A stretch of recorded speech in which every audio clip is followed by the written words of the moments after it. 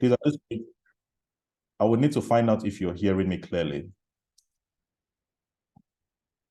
Yes, we can hear you now. You broke for a few seconds earlier, but we can hear you now. Okay, I was introducing Bello Ndubuisi, who is a seasoned professional in cultural and public diplomacy. And I was saying that her involvement in Abuja Global Shapers and her commendable initiative for adolescent girls' leadership development highlights her dedication. And I was saying that as a founding member of the Not Too Young to Run movement, her perspective promises to enrich our discussions here. And then next is Amara Nwankpa. Amara Nwankpa is an exceptional civic technologies expert and public policy analyst. He brings a fervent commitment to evidence-driven policy development and effective governance. His extensive 10-year tenure as director of the Shehu Musa Yaradua Foundation's Public Policy Initiative, with a focus on climate advocacy, credible elections, energy access, and governance in Africa, showcases his remarkable insights. Amara Nwankpa will be one of our panel of judges tonight. You're welcome, Amara. We also have Hasana Bello Aliyu. Hasana Bello Aliyu is currently serving as the Vice President of Operations for Konexa. She's also an NESG Bridge Fellow, and she brings her strategic expertise to our panel. Her position in these capacities underscores her profound understanding of operational dynamics and strategic thinking. Last but not the least,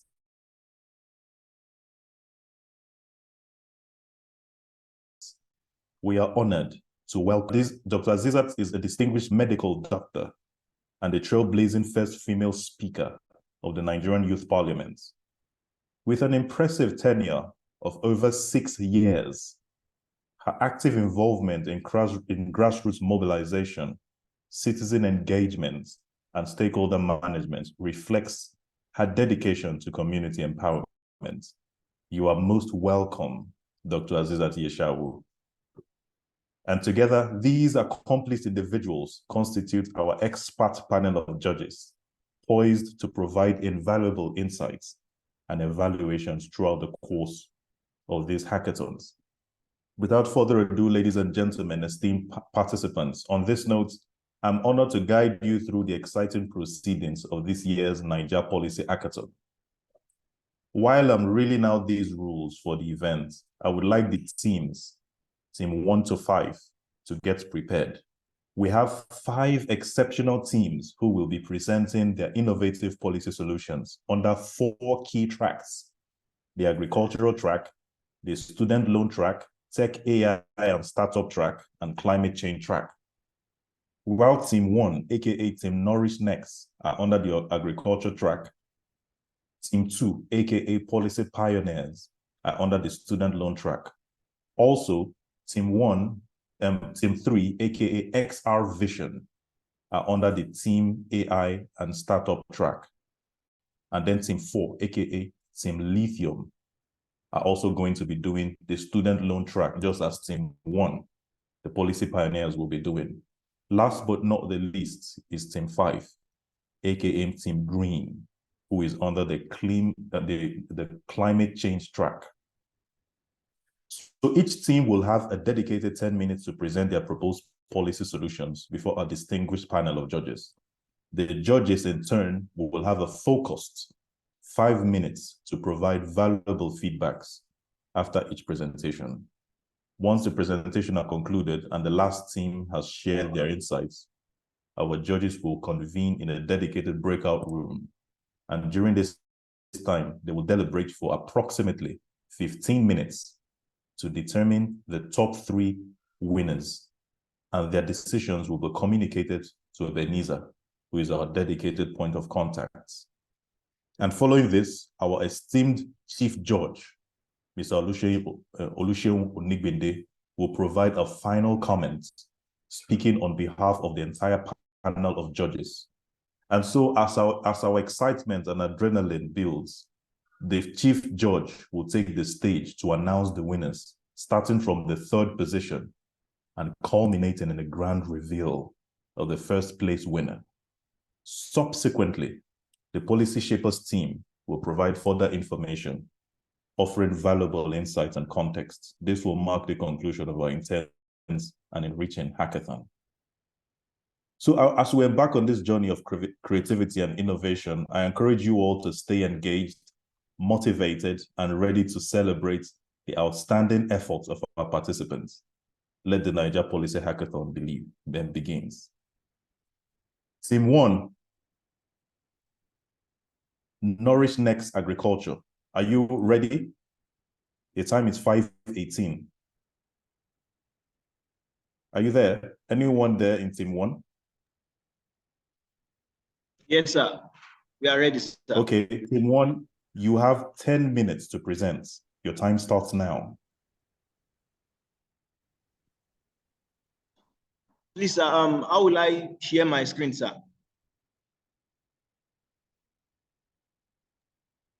Okay, you could share your screen. You could actually share it from where you are. Yes, you can. Oh, we've made you Okay. a co-host as well, Okay. so you should be able to share your screen now. Yeah. Okay. Thank you.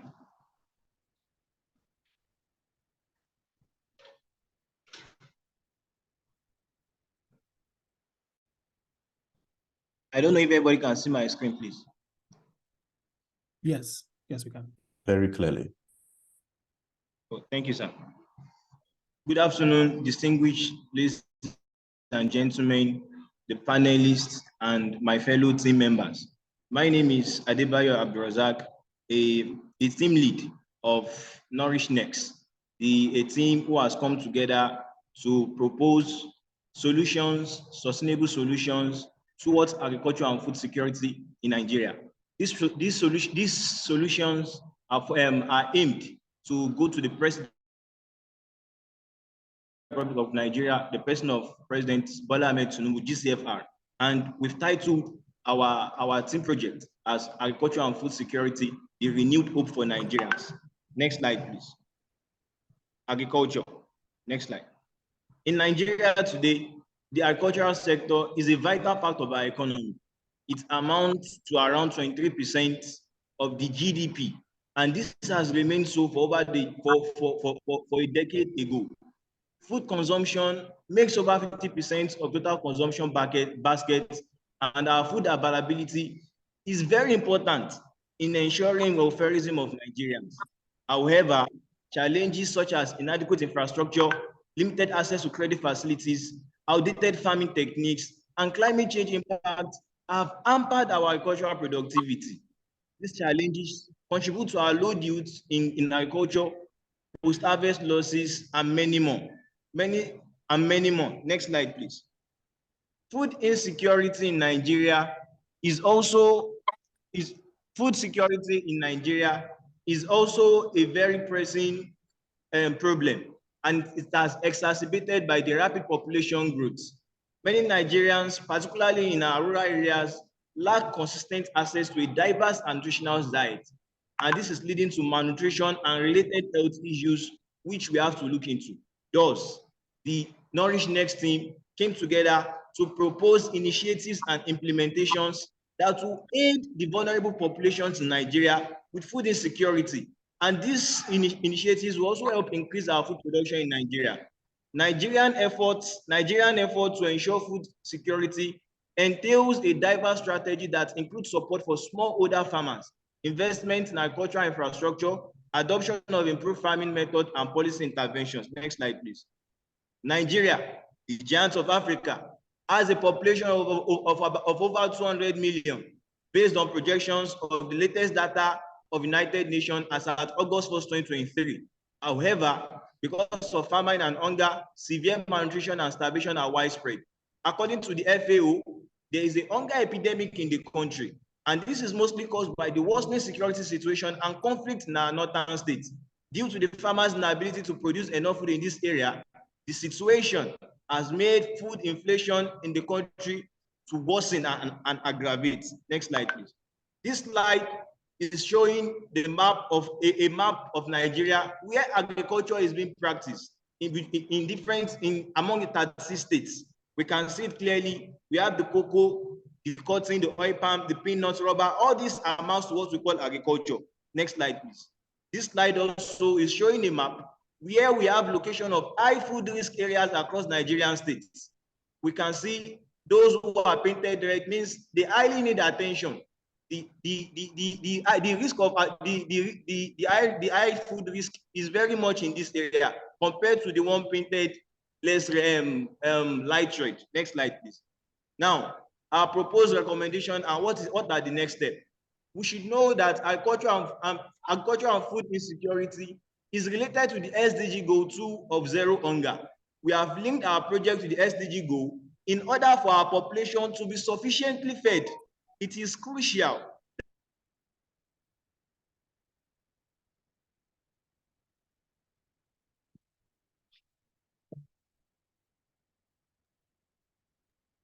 Hello, Team One, are you there? That food should be supplied. Demanded. I want to take everyone through. Our government must ensure to irrigation systems and storage facility. Why? To enhance agricultural productivity, to reduce our post-harvest losses, and ensure a steady food supply. Another point that our government should take note is investing in agricultural research development. This urgency cannot be overemphasized because it is needed to improve the quality of our farm products. Next slide, please. The third point, we have to promote the use of modern agricultural technologies such as improved seeds, efficient irrigation methods, and precision farming techniques to boost our agricultural sector. And this should be incorporated as soon as possible. The fourth point we have to take note is to develop an irrigation system and storage facility. And this should be implemented immediately, especially in our rural areas, compared to the slide I show, where they are prone to high food risk, in order to enhance the production and revitalize the distribution of farm products in that area. Another point we should take note is the establishment of robust market linkage between producers and consumers, providing them with better prices for their produce. And this should be looked into as soon as possible to enable swift transaction between the producers and the customers. The sixth one is to create a conducive policy environment that supports sustainable agriculture, address land tenure issues, and promote private sector participation. And this should not be delayed in order to reduce losses in farm products. That is why we have to encourage our research institutions, universities.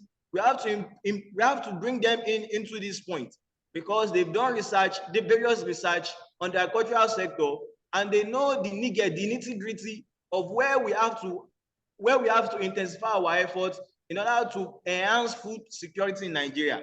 The last point is to develop an effective policy coordination. What do I mean? I mean we should include a specialized interagency body or partnership between our public sector and private sector. This will enable collaboration in order for us all to enable a common goal of food security. Our urgency statement: over 40% of the Nigerian population is experiencing food insecurity. And when trying to adhere to the Eat Lancet diet, which focuses on sustainable production, has become impossible for them. Thus, agriculture plays a crucial role in ensuring food security in Nigeria, providing the majority of the country's food supply. Nigeria has a significant proportion of its population engaged in agriculture, contributing to both domestic consumption and economic growth. Conclusion: food insecurity in Nigeria is closely intertwined with challenges in the agricultural sector, driven by a range of factors, including inadequate infrastructure, climate change, and socio-economic disparities. Addressing these challenges requires a comprehensive strategy that encompasses policy reforms, technological advancements, and targeted investments in both agriculture and food distribution systems. Thank you all for listening. And the goal of our team is food for all, hunger for none. Thank you very much. Thank you very much, Team One, aka Team Nourish Next. You finished well on time, and I would encourage other teams to actually one of your submit. I would like Amara Nwankpa, one of the panel of judges, to provide an assessment within the next 5 minutes on what Team One, aka Team Nourish Next, has just presented. presented here today. Amara, are you there? Yeah, I'm here. Can you hear me? Very clearly, sir. Okay. All right. That's good. First of all, kudos to you, Abdul Razak, for this very decent presentation. I appreciate the research that has gone into this. And of course, there's a lot of passion in what you have presented. I was looking at the context that you were, talking about, and I could see that you were also addressing, the context of climate change. And it's important to note that Nigeria has several policies targeted at agriculture in the context of climate change. There's a climate smart agriculture policy that was launched in 2014. There's the National Livestock Transformation Plan. There is the National Plan for Action Against Climate Change. And there is the Climate Change Act itself as well. And all of those are contextual policies that, obviously either your proposal should seek to either amend, enhance, improve, or, abrogate. So it's important to always have in mind that you are actually speaking to an environment where, things are actually happening. There's also the core of the presentation that was looking at crops like, export crops like cocoa and palm oil and all of those things. But what drives food insecurity in Nigeria is, daily calorie intake, and I think protein intake as well. And those are like for, based, they are driven by supply of the staples. And so those are the kinds of things you want to look at when you are trying to address. So those food value chains, which bring me more obvious point as well, is that, policy, there's an encouragement across the world conventionally when it comes to food security policies to take what we call a whole of value chain thinking. So food is not just from, production and then suddenly it's being consumed. There's an entire value chain of processing, there is a value chain of distribution, there's a value chain of marketing, there's a value chain, down the line, of course, the consumption, which is the last mile. And for Nigeria, there are policy interventions are needed in all of those various points in the food value chain if you want to address food security. Another interesting fact, which I didn't see in your presentation is, although you mentioned the need to help smallholder farmers, the majority of Nigeria's agriculture is actually driven by smallholder farmers. About 80% of our crops are actually agricultural produce comes from smallholder farmers. Incidentally, smallholder farming households happen to be the most food insecure. And so policy is needed to look at how, what are the causes of food insecurity for these smallholder farming households and how to address them.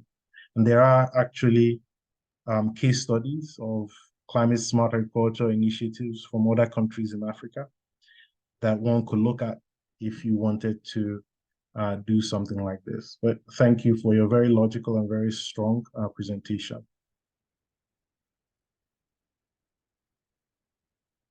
Thank you, sir. Thank you very much.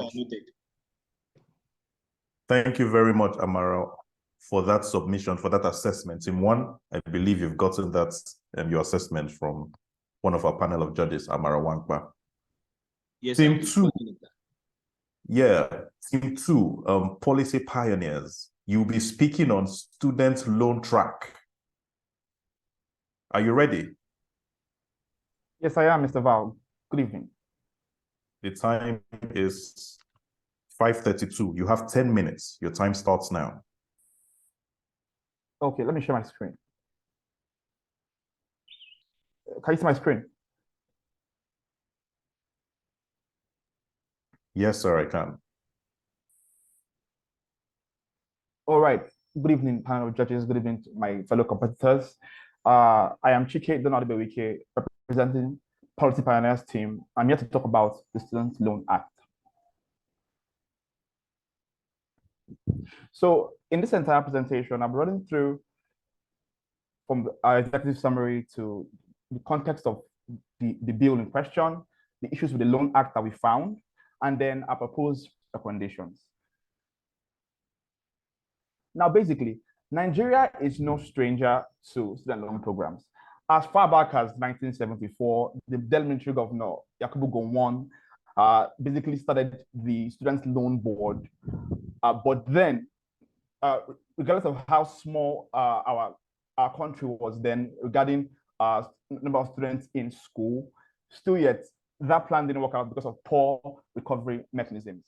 And then that led to the formation of the Nigeria Education Bank. That was 1993. And still yet, those issues still persisted today. And now, this now leads us to the current Student Loan Act. Now, with this history of failure with student loan programs in Nigeria, it's important for us to look at this bill critically and then assess if the issues that existed in the last bills still persist. So first of all, let's get acquainted with the affected demographics. So basically, the most important demographics here are the youth population. And generally, we know that Nigeria basically faces currently an unemployment rate of 33%. And of that unemployment rate, what is not mostly popular is the fact that of that entire number, about 35% of them are between the ages of 15 and 34. And even more so, a more dire stat is the fact that about 53% of Nigerian youths are generally unemployed. These stats will be important as we move forward and learn about the Act. So, the current Student Loan Act, as signed on June 12th, has three critical issues. The first one has to do with its criteria hoops. The next has to do with its financial and political sustainability. And the last one has to do with its susceptibility to corruption and nepotism. So for the first one, the bill as it is has a couple of weird criteria. For one, it demands that applicants for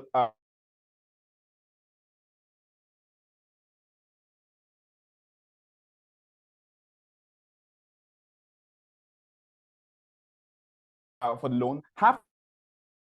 Oh. Hello, can you hear me?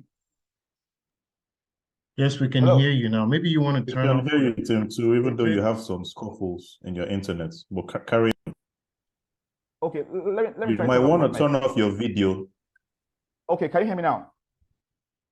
Yes, we can Yes, hear sir. you. Please carry on. Okay, so I was saying, so there are three critical issues with the Student Loan Act. The first has to do with its criteria hoops. The next has to do with financial and political sustainability. And the next has to do with its susceptibility to corruption and nepotism. For the first, the Student Loan Act has some pretty weird criteria. For one, applicants for the loan have to have a personal or family income of less than 500,000 naira per annum. Next, the applicants have to provide two guarantors, in which of those two, they have to be at least civil servants who have at least 12 years of service, of at least level 12 in service, and also lawyers who have 12 years experience post-call, or judicial officers or justices of peace. Why this is important is because, first of all, we know that Nigeria's current average family income per annum is around 1.5 million naira per family. Now, this is the mean figure. But more critically, only 20 million Nigerians, which accounts for less than 10% of our population, live below that 500,000 naira mark. And that's interesting. But even more so, the next criterion requiring guarantors seems even more ambiguous, because people who exist within these financial brackets have are less likely to have access to this kind of people as guarantors. So that alone poses problems. Then next, moving on, another critical criterion that's a bit fishy is when it's the Loan Act demands that applicants need to have a clean credit record. What this means is that they should not have defaulted on any loan programs before they apply for the student loan, and also they basically have a clean credit record.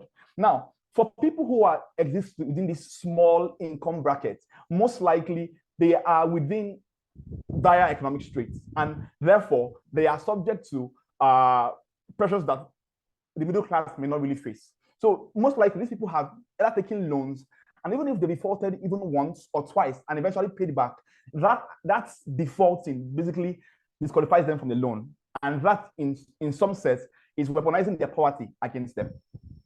So quickly move on to the issue of loan repayability. So though the act does not bear excessive pressure on its beneficiaries to pay back, basically saying that they can pay back within any amount of time, and also that the payment must start only 2 years after the national service. Though that is the case, the fact that most Nigerian youths are unemployed currently poses a lot of problems, because the act is deathly silent about what happens in the eventuality a Nigerian youth or a beneficiary of the loan is not able to get employed within 2 years of NYSC. The act is silent about that. So I'll quickly move on to the next part, which is financial and political sustainability.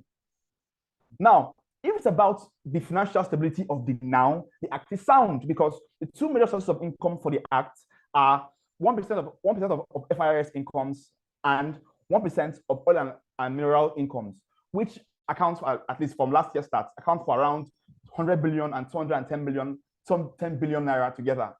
If you look at that from the perspective of the fact that Nigeria has around 2.1 million undergraduates and graduates in school currently, that amount is enough to cover for any loan, but that is for the now. But the fact that the loan is entirely interest-free poses problems, because we are all aware of the fact that the Nigerian naira is constantly devaluing. So what that means is that if you get a loan of cumulative 1 million naira while you're in school, and you want to pay over the next 10 years, by the next 10 years, that money will have lost all value. And that will mean that the loan act will have to rely on the government perpetually. So, but then regarding political stability or political sustainability, Section 10 of the Act has a very weird clause where it says that all decisions by the loan committee will be subject to a veto power by the president himself. Now, we know that even if the current president is more inclined to support the Act, it poses problems for the future, because the next president might not be so generous about the Act in the first place. He might just choose to sideline the entire thing. And that poses problems for political sustainability. But and also the fact that the Act's loan fund will be managed and administered by the CBN basically makes the entire thing susceptible to corruption and nepotism. But quickly, in my last 4 minutes, let me move into our proposed recommendations. The first one is simplifying the criteria. What that means is that, first of all, we need to increase that minimum amount of annual income to maybe around 800,000 naira. What that does is that it basically allows for a two-parent family where both parents are earning the minimum wage of 30,000 naira. Their accumulated income will come out to around 760,000. So that family, which is basically lower middle class or lower class, basically, can still fit into that bracket. But currently, with the current system, a family earning the minimum wage cannot fit into that bracket. The next one is instead of using the guarantor system that involves the lawyers and civil servants with over 12 years of experience in the service, a simpler way will be to use the BVN and the NIN to trace. I'm sorry, I have to cut you short here. I really have to cut you short here. Your arguments are very compelling. I wish I could allow you to speak more and more, but we really have to keep to time. 10 minutes, it's 10 minutes. Sorry, I have to just cut you short here. This is for the other teams. Also need to try and keep your argument within that 10-minute time frame. I wish I could allow you speak more because your arguments are quite compelling, just like Team One's arguments, but we really have to cut it short here. At this note, I would like one of the panel of judges, Bella, to provide an assessment of Team Two's presentation, the policy pioneer. Bella, are you there?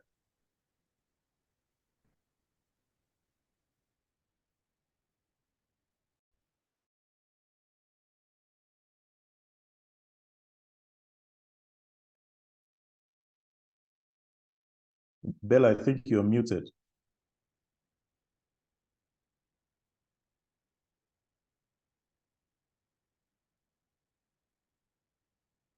Hello, Bella. Hello, can you hear me? Yeah, Can we you hear can me? hear you now. Yes. Yes, Bella, yes, we we can can hear hear you. you. Apologies, I was trying to find the button. So Team Lithium, I do want to start by saying well done. I thought the presentation was quite articulate. I really appreciated that you dived right into the conversation without unnecessary introduction. I also did appreciate the fact that you started by giving us a bit of some history as far as the student loan issues are concerned in Nigeria. So you gave us some understanding of the fact that you did your homework to understand how far we've come, or where how long Nigeria has been on this student loan issue. So great work on that. I do also want to commend the fact that your presentation was heavy on visuals. I really appreciated the fact that it was easy to follow your presentation because I wasn't trying to read the slides. But something to keep in mind in the future as you're making a presentation, just ensure that you're carrying all of your audience along. So your presentation was stuck on, it seemed like we were working, it wasn't on presentation view. So it was actually hard to see what you had, the beautiful work you've done and the hard work you've done with putting up all those infographics. So in future, keep that in mind. I think you also did a good job of highlighting some of the issues that the current student loan, the bill faces. I thought you represented those well. I think in the future, as you make your presentations, as much as possible, you have a given time to get through everything. So try to ensure that you're giving equal amount of time for the different items you had. I saw that you had a lot more stuff on your PowerPoint presentation that didn't get through. I also should flag that as much as possible, let the audience follow your presentation. So we were stuck on one slide for a while and it seemed like you had already progressed. So your recommendation slide, we didn't really follow with you on those. So just be mindful when you present to make sure that the audience is also following along, especially considering that your presentation the visuals really helps to amplify what it was a really good guide for the audience, and it would have been helpful for us to see that as you were. That was not Team Lithium. Did someone say that was not Team Lithium? This is the student. Yeah, this is Team Policy Pioneers. Team Lithium is the second student loan team. So this is Policy Pioneers. Oh wow. So there was 2 student loan. My bad. Yes. Okay. Yes.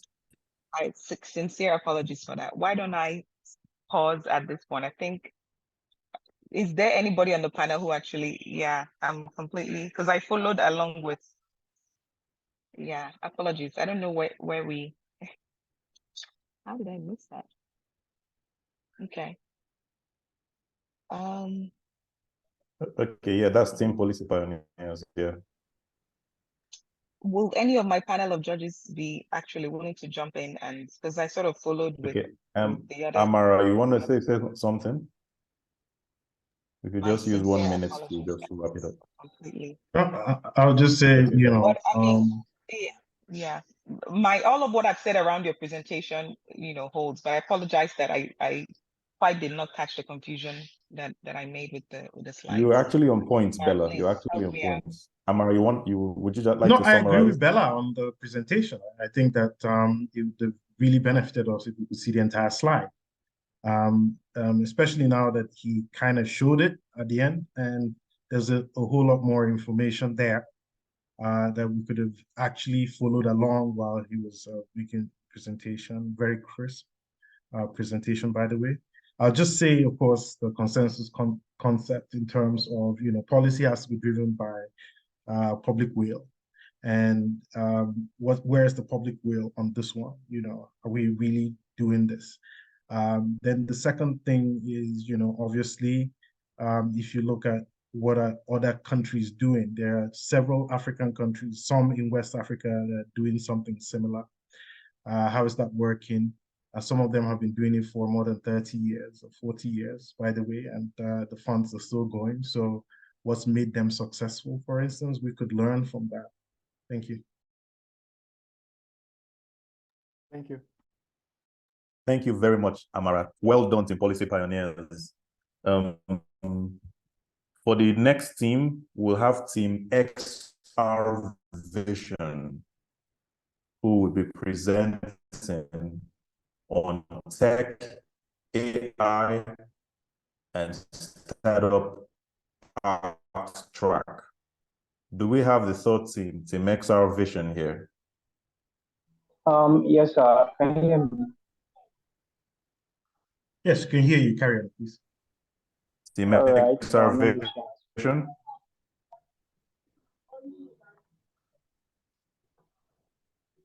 The time is 5:49. Your time starts.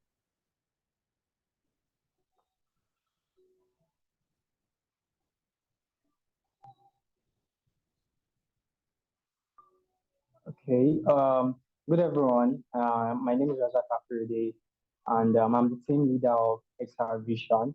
So, moving to the problem statement. Now, in Nigeria, we all know that learning is a very learning, yes, definitely is very compulsory. But the interesting thing of the learning part of it is many students don't really feel like many students don't really get the engagement. Yes, like according to what you're seeing on my slide, you can see a lot of students sleeping, while learning. And also moving along to startups, many startups face the problem of not really understanding why they really need the tech, why they really need why tech is really compulsory in their ecosystem. That is why many tech startups fail. So now, Lisa has done something to solve this problem, which is creating different type of introducing different type of empowerment program, raising funds for startups, also letting students have access to online classes, creating this type of free courses for them. Mr. has done a lot of things, but we need to understand that. Oh, sorry, my slide is really lacking. What's going on?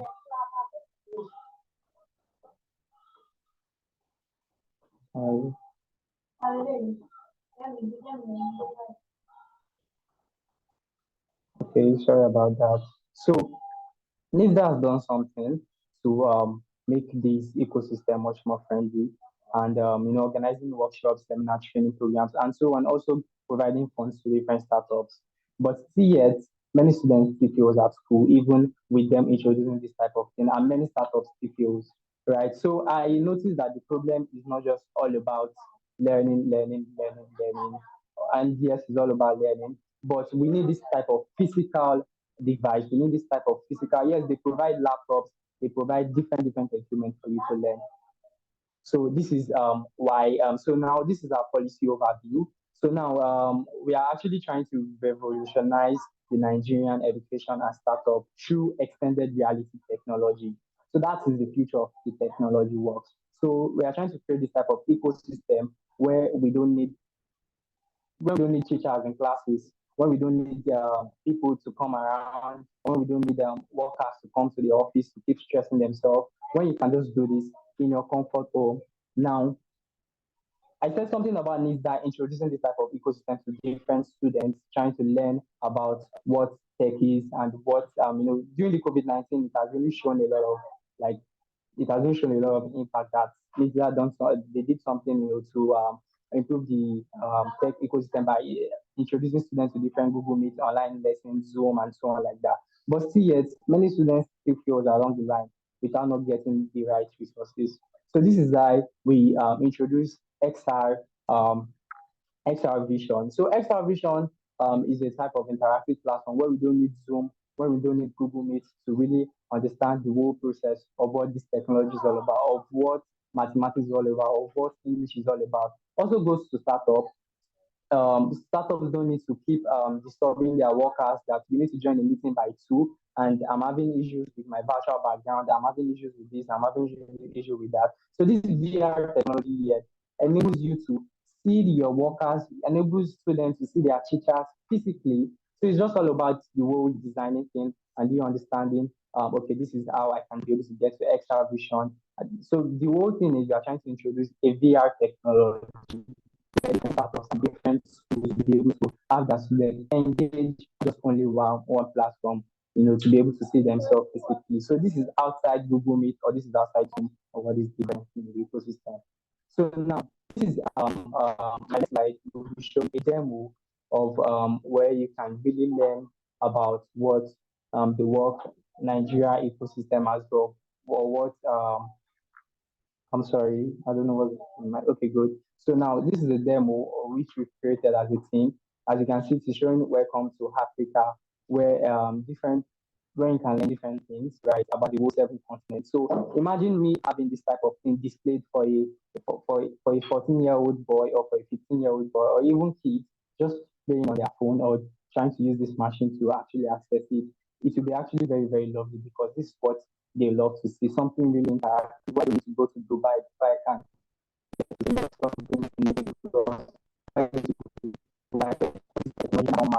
why don't you? So that's the process of it.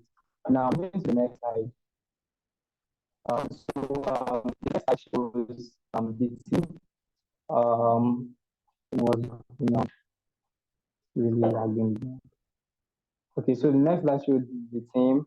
Razak Akurede, the one who designed the whole slide, and I did the whole with my team also we did the whole introducing the whole policy and making sure people understand the whole ecosystem of the XR technology, right? Also we actually finalized it with extended reality is not just only about now, right? It is actually the future, and presently it is actually in Lagos. Either in Lagos, we have seen many of these technologies, and so it is not just that we are trying to introduce the policy, right? We are also ready to work with the government to try and bring in this policy, to try and bring in this technology into schools to make them understand that no, learning is beyond just seeing us in physical classes. Also, startups need to understand that it's not just all about coming to office every time when I can just have my meetings, with my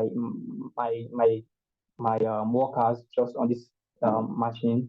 So finally, it is the future, and definitely we know we have a lot of work to do within the ecosystem. Thank you very much.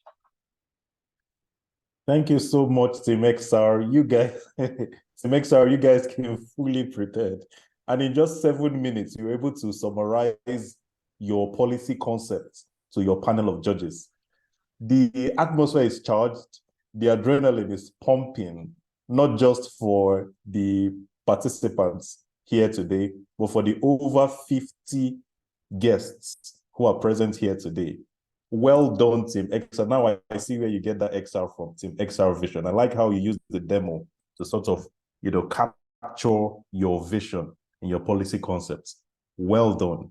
At this juncture, I would like the Chief Judge, Oluseun Onigbinde, to provide a feedback on how Team XR Vision were able to capture their policy concepts. Jim, are you there? Thanks so much. Yeah, please unmute. Yeah, I'm mute. Yeah, sorry. I'm here. I've been listening, and I've been listening patiently. Thanks so much, Team XR, and the entire teams, the pioneers, and the agricultural team. That was fantastic. I like the idea. I feel it's futuristic. I feel it's great. The only thing I think I'm still struggling with is how is the policy proposition around it, because as much as possible, you are on the side of like public sector innovation that can be scalable, maybe for schools, for the workplace, but how you integrate this with policy. How do you, what's the policy statement that you're trying to hear about? Is it about, is it about NITDA? Is it the government? Is it the public corporate institutions? I think that's what a bit I struggle with. And I think that also comes around your conclusion, your recommendation. I didn't get enough clarity about that as much as possible. But I think I like the fact that you were able to show us the live experience of what you wanted to do. You were able to sell us a background with what has been happening previously around NITDA, AI policies and all of things like that. But that is really, really, really useful. But I just want more clear about what's the policy intent at the end of the day. But overall, excellent work, proactive work. I really like it. Thank you. Thank you very much, Team XR Vision. You've gotten your evaluation from the Chief Judge. You're fortunate to be getting it from the Chief Judge, Team XR Vision. So I suggest you go back and probably, touch base and work on it. So on this note, Team 4, Team Lithium, will be the one presenting their own policy concepts. Team Lithium, the time is 5:58. Are you there? Yes, we are here. Good evening. Can you hear us, please? Can you hear me, please? 10 minutes. Okay, very clearly, sir. All right, thank you very much. So I'm trying to save the screen. We can all see the screen. Shoot. Okay.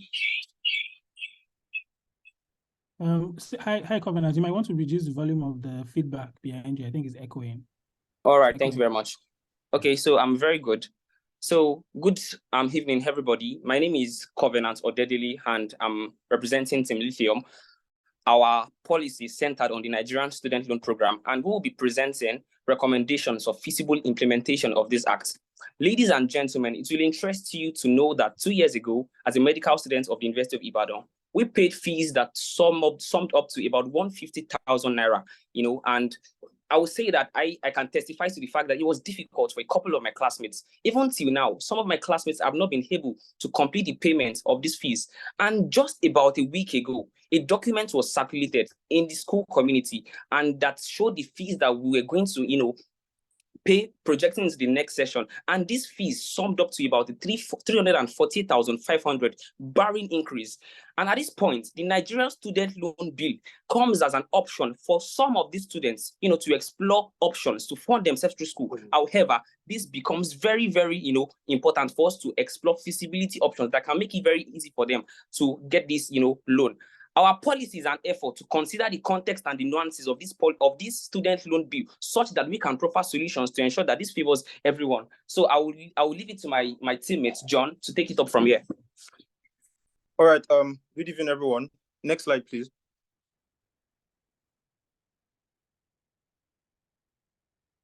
Yeah.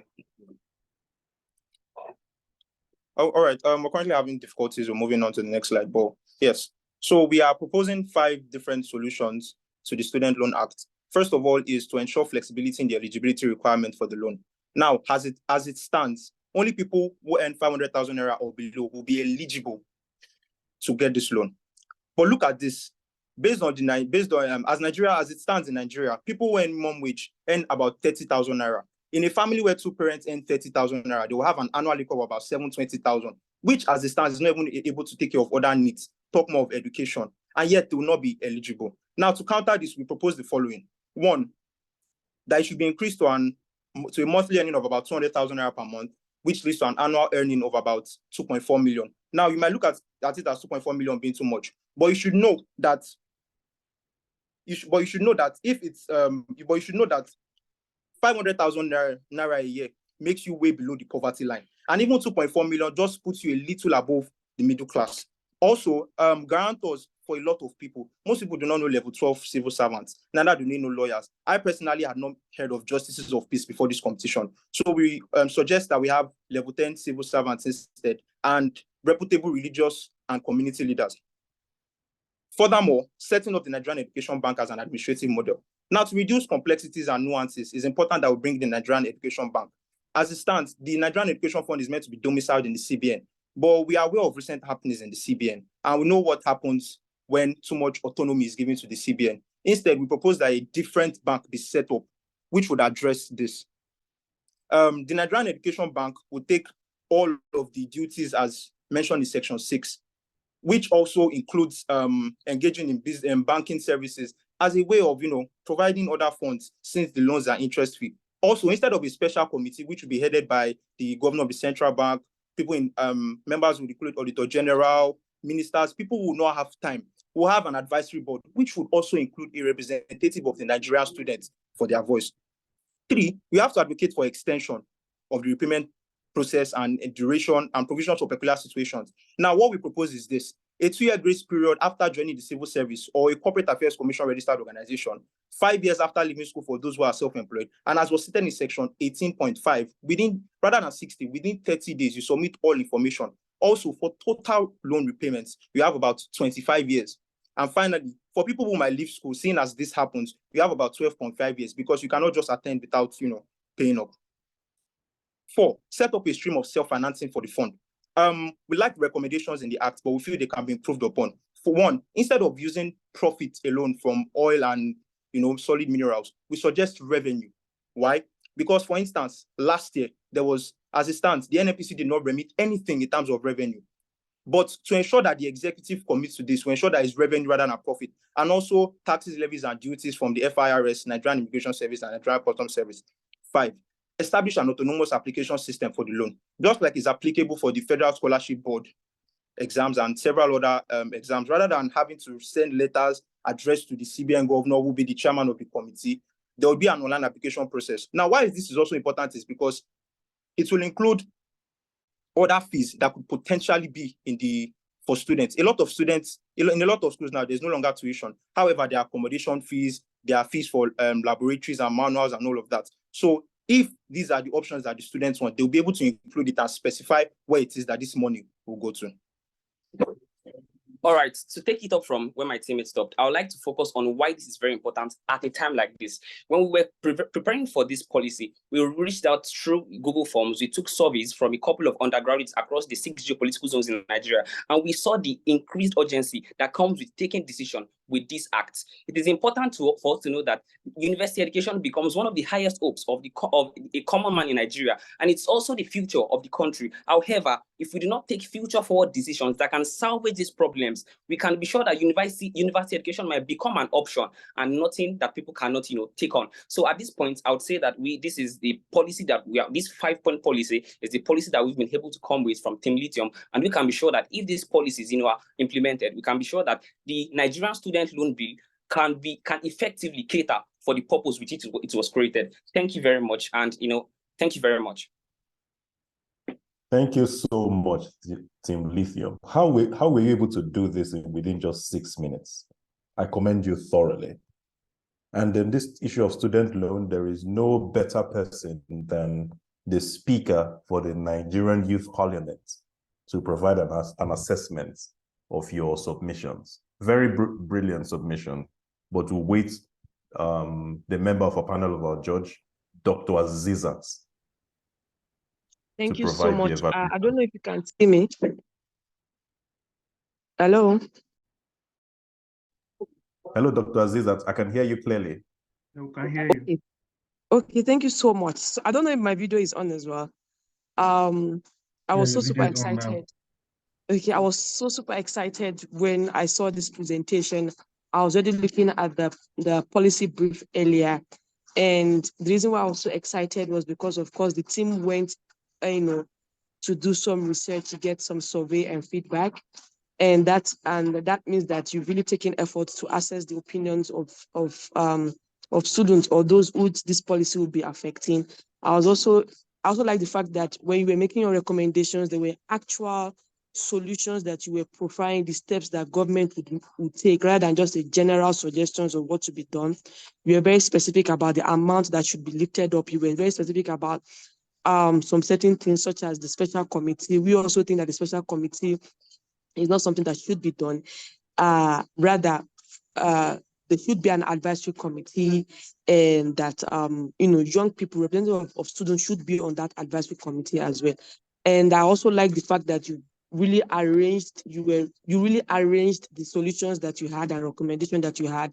This will make it easy for platforms like Policy Shapers in Nigerian Youth Parliament to push these recommendations directly into the reform for the policy as well. So overall presentation, that was very good. I like the fact that you actually researched, went straight to the policy itself. I also like the fact that you included other members of your team in the 10-minute period. So that is teamwork as well. And so overall, I think it was very, very, very impressive. You made use of your time. Your presentation was good, and you had solutions to your recommendations as well. So thank you very much for your time and your efforts. Yeah, thank you very much, Ma. Thank you so much, Dr. Azeezat. Talking about using time, you used 1 minute and 15 seconds to make this evaluation, and it was so perspicuous and insightful. Thank you so much, Dr. Azeezat. Now we'll be moving on to last but not the least team. Team Green. The land is green. Nigeria's flag is green, white, green. So I hope I wouldn't be biased by welcoming you, Team Green, to make your presentation. Team Green, are you there?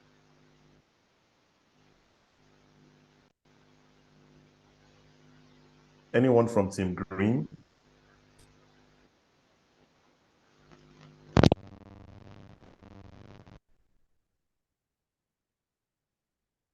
Hello? Hi, Richard, if you're speaking, we can't hear you. I think your mic is muted. Yeah. Let's see. If there's any other member from Team Green as well, you can fill in while Richard sorts out his mic. Team Green will be presenting on climate change. Climate change is a major issue globally and even in the country. So I would like Team Green, anyone from Team Green who would be available to present, to come up. Anyone from Team Green? Or I guess the pasture is not so green over there where you are.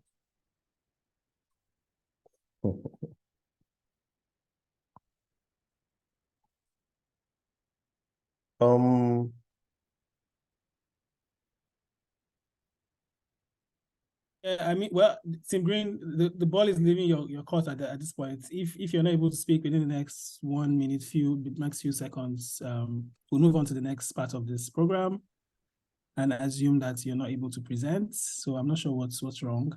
If Richard isn't able to present, someone else on the team should be able to fill in for him, just as we said, in the group, that every member of the team should be able to fill in. So our guess is that there should be someone that should be able to fill in.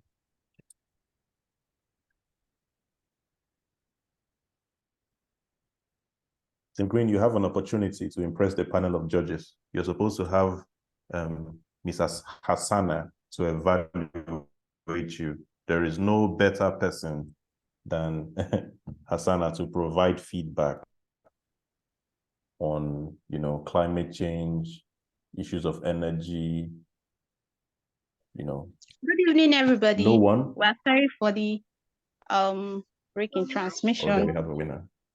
Yeah. Sorry, not a win, but someone from Team Green.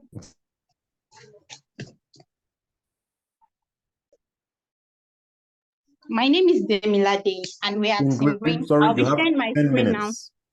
now. Yeah. All right. Thank you very much.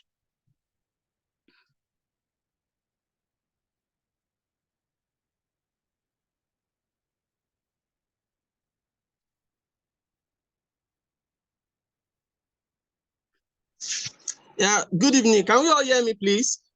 This is Richard. Yes. Richard, your voice is so clear. Sorry, I had glitches with my system while I wanted to present. So I hope I'm welcome to present now. Please carry on. Your time is already ticking. All right. So this is Team Green. So we've actually come up with, I'm using my phone for presentation. I hope I will be able to communicate ideas easily.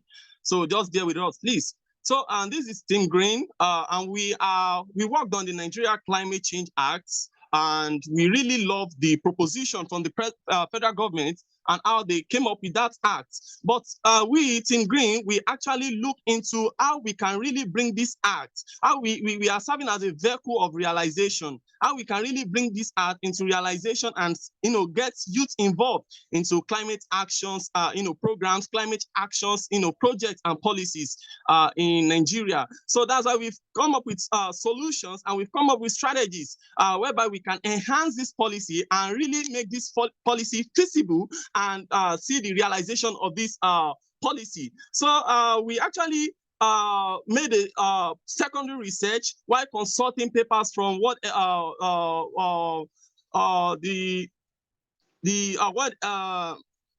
sorry for that. So we actually consulted, papers from UNICEF, from different parastatals. So the Nigeria Climate Change Act serves as several barriers impede comprehensive youth participation, resource constraints, weak enforcement, insufficient funding. So we've actually, checked in, like, what's the really constraint? What's the constraint in this issue about the Nigeria Climate Change Act? And why are youths not really involving into this, program? Why are youths not being integrated into this, government climate policy decision makings? So, considering the problems, we discovered that, resource constraint is one of the issues, weak enforcement, insufficient funding. I have the data to present here. Despite over 75% of young Nigerians, we actually consulted a survey, a secondary research specifically. So despite 75% of young Nigeria expressing willingness to become climate change leaders, data from Global Youth Letter on Climate Action reveals that just over 1/3 have engaged in climate change awareness. Dear judges, I'm here to bring recommendations to our policy, to the Nigeria Climate Change Act. We are bringing policy, recommendations, and how can government really bring this into realization? So the first policy recommendation we are making is the first step is empower youth in decision making. Now, we broke this into sessions, and the first one is action. We said establish a youth advisory council for climate change, promote active youth involvement in decision-making process at both the strategic and ministry level concerning climate change, collaborate with youth-led organizations. So what are the steps for the government to really realize this? The first step is selection of diverse youth representative through an application process, appointment of experienced climate experts as mentors. Now, who are the people, the ministries involved? Because we really value collaboration, we really value inter-ministry, participation in this issue. So we are actually, bringing up a proposition that the Ministry of Environment, Youth Organization, and media engagement should come along for this first recommendation we are making. The second recommendation we are making on this note is government support for youth initiatives, because we have a lot of youth initiatives out there whereby they are not being supported directly by the government. So if we really want to see engagement of youth in this climate change act as proposed by the HAT, we are making recommendations from Team Green that government support for youth initiatives. So what are the actions? What is the action that should be taken by the government? Establish funding for youth climate actions. That's the first thing. We need funding. And steps, what are the steps that government can really use to achieve this? Allocate a portion of climate funds for youth-led projects in the country. Establish a clear criterion and appoint a youth-led committee for project evaluations. Youth have ideas, youth have creative ideas. So if funds and proper scrutiny can really be used to analyze these innovations you have, then we can have their engagement. So who are the people involved? The Ministry of Environment, we are including National Climate Fund and youth representatives as well. They should come along. So the third recommendations and proposition we are making on this note is creating sustainable career pathway. It's very important. So what's the action? What's the action step that the government have to take? Launch a youth climate employment program. Develop attractive national and state level career opportunities with competitive pay and the like. So the steps is allocate portion of climate funds for youth employment project and prioritize climate resilient sector. So the last recommendation I will be making today is collaborative youth government NGO partnership. It's very important. We have quite a lot of youth-led organizations in Nigeria whereby there is not strong ties with the government and strong partnership. So the action is to establishment of a national youth climate stakeholder forum. So that's what we are bringing on board. The steps: organize regular meetings involving youth government officials and NGOs to exchange ideas, share programs, and co-design climate initiatives. So who are the people involved? Ministry of Environment, youth organizations, NGOs, and government representatives. So what is the next step now? Initiative, the next step we are actually proposing now is to initiate implementation of recommended action in a phased approach over a defined timeline. Establish an in-depth climate change MDA that we plan, implement, and monitor climate-related activities annually, so that it will just be something that will just be written on paper. Facilitate cross-learning knowledge sharing among youth, governments, and NGOs. Judges, to this final note, I would love to end with this urgent statement. Immediate action is vital to empower Nigeria youth in climate action. Establish a youth advisory council, allocate climate funds for youth initiatives, integrate climate education, create sustainable career, foster partnership. Neglecting this opportunity risks, then that weakens the Nigeria Climate Act. If these opportunities and these propositions we are making is being neglected, it weakens it, and it becomes useless, and it becomes we won't see the reality. It will just be on paper, just as many policies is being seen on paper, and prolonging climate challenges for the future generations if these are not being acted upon. To this note, this is our recommendation, this is our solutions, and we are presenting it to the Minister of Environment for him to look into this. Thank you so much. Thank you very much, Team Green. And in 8 minutes, you've been able to present green and very fertile recommendations. And I can see your team members cheering you on there with the reactions. Thank you so much, Team Green, for the presentation. I would like to call on Ms. Hasana to, within the next 5 minutes, give an evaluation of Team Green's propositions here. Hasana, are you there? Yes, I am. Can you hear me? Very clearly. All right. Good evening, everyone. Thank you for all the very passionate and stellar presentation. Thank you so much, Team Green. That was a very passionate presentation. 2 points that you made that I want to particularly commend. One thing that you highlighted is the stakeholder mapping, stakeholder engagement, and stakeholder collaboration, in particular the youths, and how the success of this Climate Act will be much enhanced if collaboration and action with the youth are implemented. And the second thing that you pointed out is how climate action and environmental sustainability is a tool for job creation and employment. So very well done on making those points. I think you did a good job in highlighting how collaborating with youth can help implement this policy initiative and make sure it succeeds. On the other hand, I would just like to advise that when starting a presentation, it would be good if you start with context. I think the context was lacking a little bit. So put your presentation in context, what the climate change is about, what it's trying to achieve, and highlight the key sectors that this Climate Act will impact, what sectors this implementation will fall within, and then go into how the policies and the interventions can be improved and the solutions that you are offering to improve them. But overall, well done, very passionate and very clear problems, statement, and solution provision. Well done, Team Green. Thank you very much for your clear evaluation, Hasana. Thank you so much. So at this note, all the 5 teams has made their presentations. And so the judges would use the next 10 to 15 minutes to decide on the top 3 winners. Earlier, I mentioned that the atmosphere is charged and adrenaline is pumping. Even for me, the moderator, my adrenaline is so charged. I don't know who the winner is at this juncture. So I'm full of anticipation. So while the judges use the next 10 to 15 minutes, to discuss and decide on who the top 3 winners would be, I would like participants to, give reflections on, the weekend, on what they've learned concerning, policy shapers, the trainings we've had in the last few weeks, and what they've been able to gather as a result of doing their research, working with their teams, and those kind of stuff. So the judges right now is in a breakout room.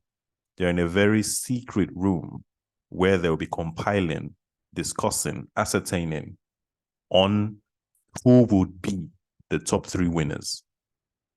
So the time is 6:23.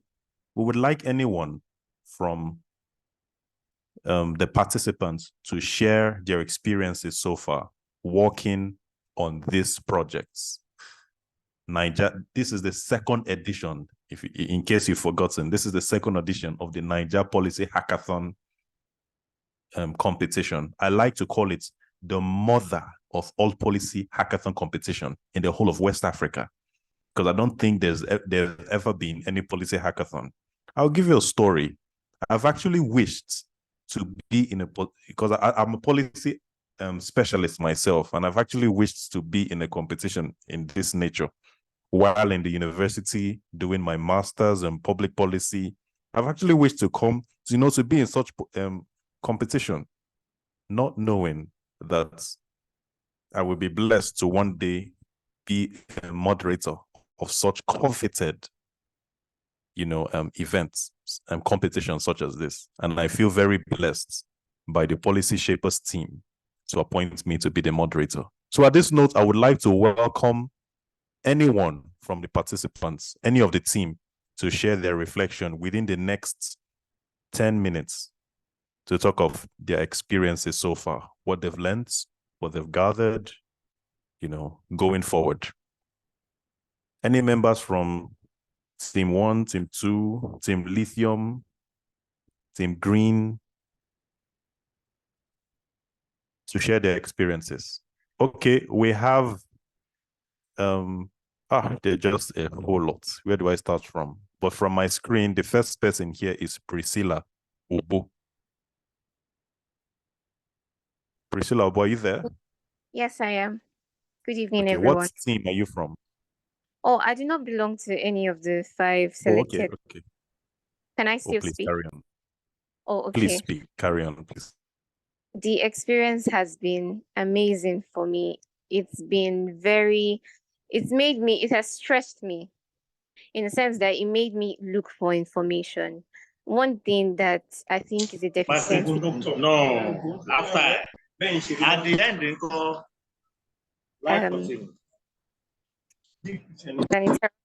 Sorry. Okay, I think we're good now. One thing I think is a deficiency in our society now is we have a lot of people complaining about the government is not working. And yes, policy shapers told us about that problem. But we have less people looking at what is actually happening, what is in place, and how do I come in, where can we provide solutions to? And that's one thing that I've had to do in the last few days. I've had to look at documents. My files is now filled with, I even had to download the 2023 budget because so I could see a lot of things, and I could just see, oh, these things are available if you ask for information. I had to message people on different platforms, people working in different government organizations, talk to them, and I was able to get feedback. So it's been a very, very enlightening experience for me, and I commend the entire Policy Shapers team for putting this together. I really appreciate the opportunity.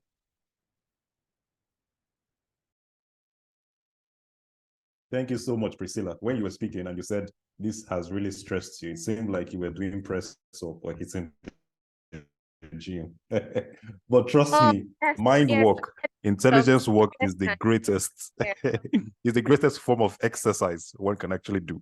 If you think it's easy to think, then you know, come to this platform, especially over the last few weeks, and then you would see. Thank you so much for sharing your experience, Priscilla. Thank you. Are we okay? If the judges are not ready, we would like to have Efetobere Evan to very briefly share his experience.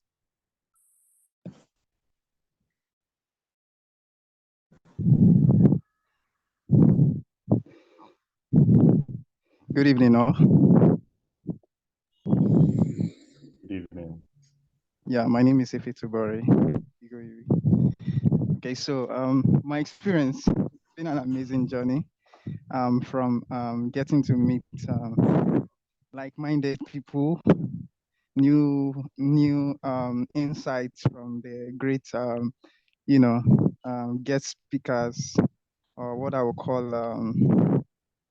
resource persons who were invited here. It's been a wonderful one, really. In fact, yesterday's resource person was full of insights because he was doing something that has been a project in my heart. And, in fact, my Esinhoa application, which I submitted recently, in fact, one of the test projects I proposed was covering one of that area. So I was very excited speaking with him yesterday. It was a very nice one. And learning about OP and some other terminologies and acceptable practices in the industry as taught by the policy shapers team and the other resource persons that were invited during the preparatory policy Saturdays was another bomb on its own. I would use the word bomb. So the policy hackathon still remain one of my best should I say hackathons, tournaments, because myself too I've attended several like that, like not necessarily the same. What I mean is I attend a lot of competitions, writing competitions, which I've also turned out as a winner before. So for me, it's amazing. And I give it to the team. You guys are great. And you are also timely too. It's one thing because the management style also is stellar in the sense that if you see how they coordinate things, the affairs, man, I'm a project manager too by training, like skill-wise, everything. So when I see those things, I can speak to it and you agree with me. Thank you very much. Let me not lengthy the time. God bless you. Thank you very much, Efetobere. You said you're a project manager by training. I'm not sure if you're a pilot or a call center agent, but thank you nonetheless with the mic you put on on your head. Thank you very much nonetheless for your submission. Thank you for liking my headset. Thank you so much for that headset. Very inspiring. And the policy shapers is like an institution, a whole lot of resources that you could learn. Just go to their websites from what they've done to influence IELTS all over the country, all over the world rather, not the country. To what quite a lot that the policy shapers has done. I got to know of policy shapers through a friend of mine, Comfort Onyaga, who was my classmate in the University of Calabar, and that has been quite a journey, all this well. I don't know if the panel of judges are ready. If No, Val, we can take a few more comments. I think okay. they're still working. Yeah. Oh, okay. Thank you so much, Ebenezer. We have Miracle Abraham, who's raising her hands. Miracle, could you just briefly share your experiences so far? Yes, I'd be happy to. Thank you very much, Mr. Val. I'm part of Team Lithium, and we just presented right now. It felt like a physical presentation. I felt the same amount of nervousness that I would feel with a physical presentation, because aside from the fact that we had put so much work into it, I also understood that there would be a lot of variability. Heaven knows what factor could affect our presentation. But backing up a bit, when our team lead, that's Covenant Odedele, first approached me about this, it's my first time participating in a policy hackathon, even though I have participated in designathons, but most of them are tailored along healthcare because our team is made of medical students from the University of Ibadan. So we generally tilt more towards healthcare-centered things, but Covenant is a social innovator, and when he approached me about this, I was very doubtful about what I could add to the team and whether or not a policy event would be something up my alley. But when I saw the tracks available and I saw that the student loan bill was one of them, it struck something in me. As he started his presentation with, medical students in my school have had a lot of financial difficulties. More than once, we've had to crowdfund for people. We've had to basically, it has taken a village to ensure that most people's journey through medical school has still run as smoothly as possible. And with the new hike in fees, and a lot of and the incorporation of the student loan bill, it leaves all of us at a crossroads, really. And it just seemed like something I was passionate about. I was like, whether or not I know the technicalities of how to structure this thing, this is something I'm passionate about. So let me go ahead and watch the Policy Saturday videos, listen to policy shapers, follow them on social media, see what I can come up with. And I think it has been my most intense weekend yet. So much in so little time. And to do something really, really amazing, regardless of what the judges return with, because right now I'm also tense as regards what they're going to return with, as regards the verdicts they're going to return with. But like Eben said, beyond prizes and positions, I've gotten to interact with very brilliant people over this weekend. I've gotten to grow, I've gotten to stretch myself. Like the first speaker said, I've gotten to contribute my quota to a cause I feel passionate about. And I look forward to seeing all of the innovation we've done here move further, to move to places of actual political change as we move forward. Thank you very much for allowing me to speak. Yeah, have a good evening, everyone. Thank you so much, Miracle, for speaking. You've participated in a designathon, like you said, and now you're doing a policy-thon.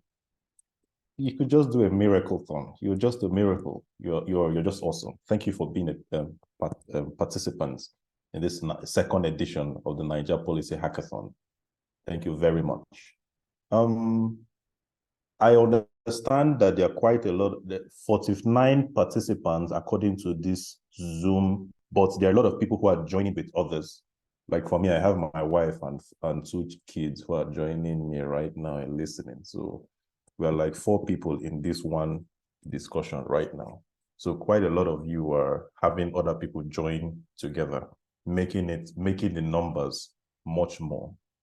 And so I would like, if the judges are not ready, to call on Innovative Village, to give a reflection on this policy hackathon.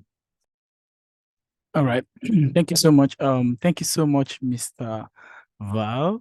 Thank you so much, Mr. Ebenezer. Lukina, thank you so much, everyone. Thank you so much, the policy shapers team, for this. So I'm excited because I was privileged to be a part of the last year policy hackathon, and my team participated as well.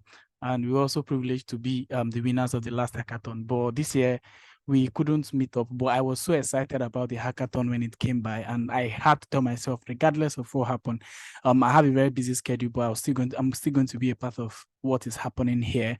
I'm going to join a team, and I'm going to ensure I participate. Although my team wasn't in the finals, but I think we're one of those who we are especially honored, and all of that. But I am really excited that I had to go through this process again. To me, I would always be a part of the hackathon. I like, this is something I'm going to do, like, as long as it happens and I'm around, even if I'm not in Nigeria or wherever I am, I'm going to be a part of the policy hackathon. And because what it does is enormous. Now, not just to me, to the entire person. Firstly, I think the idea of networking, bringing people together, right? People who have shared visions, people who have shared passion for a better Nigeria, a better Africa, right? People who share in, the insight of seeing that we get better policies, get better lives here in Nigeria. I think the idea of bringing that together, bringing such people together, it makes a lot of sense, right? And it kind of brings us, to see that there's hope for our country, Nigeria, and hope for Africa at large, right? To me, that's something that stands out a lot. And then also going down to the fact that, we are here to also learn. We are here to expand our knowledge. We are here to also, research. All through the night, we are awake. My team, we are awake till like past 11, right? We are thinking, ideating, going through back and front documents, reading a lot of articles. Now, on a norm, I probably would not have done that stretch, but I see myself doing that in this period again. And it's the same thing that happened last year, and the same thing happening again this year. Like, the tempo still remaining, like, even better this time around. It's even way, way better compared to what happened last year, and I'm really excited. I'm really grateful to the policy hacker and the policy shapers team. Sometimes when I see what they do, I'm like, are these people machines at all? Are they humans? They work like machines. They work like they are programmed to actually do excellent jobs. So, and it's beautiful to see that these things happen over and over and over and over again, and seeing the same result and all of that. I really wish the best. I wish the best team. I wish the best team, the team that comes out successful, the best. And beyond just the this process, I think it's even becoming agents itself, like beyond just even what the policy shapers can do to our policies or whatever we've put out here. I think it's necessary we also become agents individually within our community to push these words forward, right? At the end of this section, most persons can even have the passion built up to start NGOs, to start social enterprises that, stand up like policy shapers to keep advocating for good and better lives for a good and better life here in Nigeria and also in Africa at large. So I think that's my own quarter, and I really thank policy shapers. We couldn't defend our title, right? But we hope the winners of this team will do that for the next set. Thank you so much. Thank you so much, Innovative Village. That's an innovative way not to mention your name while speaking. But I agree with you. The policy shapers team. Sorry, my name is Treasure David. Treasure A. Naija David. My name is Treasure A. Naija David. Yes, that's my name. Treasure A. Naija David. Yes, that's me. I got you, sir. Like I said, I agree with you. The policy shapers team, there's a way they work. It's as if they are robots or they are from another. When you watch movies on time machine, like they're from another time entirely. If you see the work they do in IELTS, and if you see what Ebenezer does in biomimicry, you wonder, are these people humans? Like, do they really work like this? Are they scamming us or what? You understand? They do a whole volume of work, and I must really commend them. Ebenezer, Comfort, Chimdi, like, they do so much. They do so much in policy shapers, and I commend them thoroughly. The judges, I'm not sure they are ready. Maybe we could just take one or two more reflection. Yeah, we can just have one or two more reflections, and they'll be back. They'll be back shortly. Yeah. Oh, okay. We have La Harrison Samuel. Hello, good evening, everyone. Thank you. Yes, sir. Okay, good evening, everyone. Thank you so much for the opportunity to speak. Honestly, I have to say that this weekend has been a very wonderful and an amazing weekend for me. From the beginning, I applied for this casually, but going into it, I've learned a lot from the various sessions.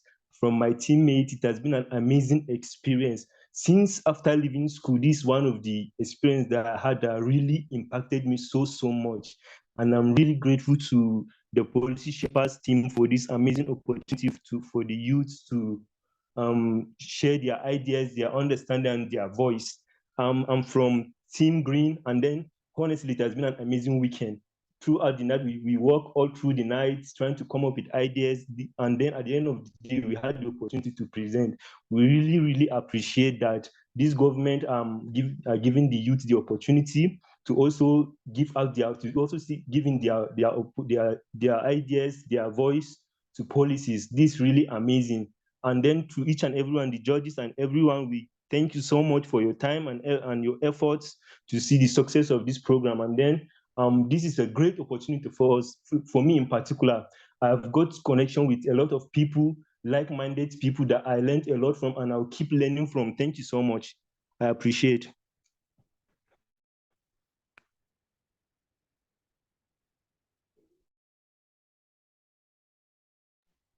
Hello, I'm done. Thank you so Harrison. much. Oh, okay. Thank you so much, Harrison, for your submission. Thank you very much. Okay, Tolulope Odebode, would you like to make your contributions, your reflections? Yes. Good evening, everyone. Good evening. Yes, thank you very much, Mr. Val, for giving me the opportunity to speak. It's been a very nice journey. I know I've been joining the Policy Saturdays since it started. Hello, can you hear me? Very clearly, Hello? sir. Very clearly. Okay. So, and although I participated in last year's session, my team, we came third last year, and we came to try again this year, but unfortunately, we're not able to meet up. But it's been a very nice session. Like, I grew up having thinking I was different until I saw this policy hackathon last year, and I was like, okay, this is what I've been talking about, that people will feel like, okay, I like arguing about things and not trying to make decisions or take decisions. But ever since I've been following policy shapers and everything, I've gotten to see that there are young people that are actually taking decisions and taking steps in order to not only talk, but bring what they are saying into action. They are doing a very good job. I've been following since last year, ever since I heard about them, and my life has not remained the same ever since. Like, I've really been learning and contributing my own quota. And I congratulate all the participants and all the people that came finalists. Trust me, we'll be back next year to do better and give you a run for your title. Thank you very much, everyone. Thank you very much, Tolulope. I'm glad to know that the content and deliberations from the Policy Shapers team has, impacted your life positively. And you've been a member, you've been a part of this policy hackathon right from the first edition. Quite commendable. Don't worry, your time will reach, my brother. So I would like to have Joshua Aluga to comment. Okay, thank you very much. Please, can you hear me finally? Very clearly, Joshua. Okay, so thank you very much. The experience has been very nice. For me, I got to know of policy shapers while I basically on YouTube. I would say from YouTube. I was because I'm someone that is interested in the area of policy. So while doing my learning, and I got to know of policy shapers. So from then I started following them. I watched most of their videos. That was last year, and from then that was where I knew there was something like policy. There was something like policy hackathon. So I was able to apply for this one, and because I love the area of health. That's where I'm basically focused more on. But I also saw about climate change and the current trend currently, and I just said let me give it a try. But it has been amazing. I'll be able to review the Climate Change Act of Nigeria, and I was able to see a lot of gaps under it, and it has been an amazing experience for me. Because normally I might not be so much, and how will I say, wasn't if if not because of this hackathon, I won't be so much engaged and so much putting a lot of efforts to know about the Climate Change Act of Nigeria. But because of this, and I was able to learn a lot about it. So I really appreciate them for what they are doing, and also I also need to commend them on the way they work. Oh my God, it's actually very commendable. The timing and everything was just so perfect. As someone earlier said that they were working like machines, and it's actually like that. So I need to appreciate the team that is working on this. They're actually doing an amazing job. Kudos to each and every one of you. Thank you very much, sir. Thank you very much, Joshua. And great to know that the climate of the policy shapers' work ethic have positively impacted you in many ways. Great to know that. I know that I'm not sure the judges are ready yet, but if not, we would like to have Choice Ele to briefly make her submissions. Thank you. Choice, over to you.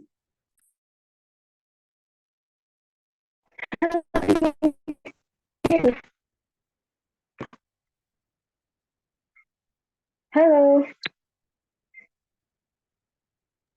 Hi, Choice. I can hear you clearly. Okay. I for giving me this opportunity. I'm actually an undergraduate of political science, and this feels like the practical side of political science I have been looking for. It has broadened my knowledge, got me to actually test my ability to work in a team, something that university hasn't really offered me. I'm actually very grateful to the team. I like the way they work. I like it's new, it's innovative, and very creative. I really appreciate it. I'm so thankful. I'm done. Okay. Oh, thank you so much, Choice. As you're an undergraduate of political science, I think you would try and link up with Comfort Onyaga. Comfort Onyaga she's a graduate of political science. She was my classmate, as a matter of fact, University of Calabar. And she has been a policy shaper at heart right from the undergraduate days, even before the policy shapers, emerged. She has been a policy shaper at heart. She has been championing initiatives such as this right from the university days. You should link up with her and, you guys touch base on how you can, help expand your horizon on issues in policy, public administration, and issues such as this. You should link up with Comfort. Absolutely, Comfort Onyaga. Yeah, thank you so much, Thank Choice. you very much. I certainly will.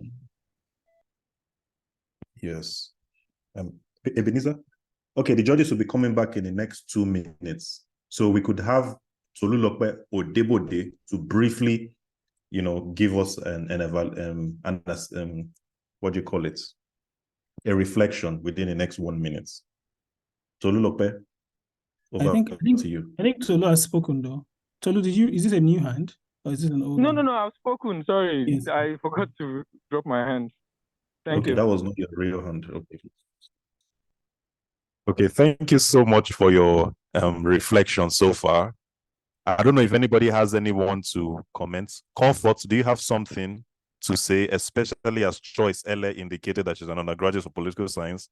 You know how we did it in the Department of Political Science and UNICAL those days, how we were so interested, in policy work, how we are very eager, enthusiastic in pushing forth ideas that will help, elevate conversations around quality policy movements, government relations, and, kinds of stuff that will help improve the benefit and welfare of the country.